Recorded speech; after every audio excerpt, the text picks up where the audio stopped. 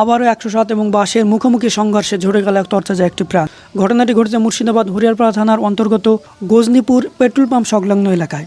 স্থানীয় সূত্র জানা গেছে, শুক্রবার দুপুরের দিকে বহরমপুরের যাওয়া বাস এবং শিলিগুড়ি থেকে গজনীপুরের দিকে আসা 107-এর মুখোমুখি সংঘর্ষে 107-এর চালক এনামুল শেখ নিহত হয়েছে এবং খবর পেয়ে ঘটনাস্থলে তড়িঘড়ি পৌঁছে যান হরিয়ারপাড়া থানার প্রশাসন।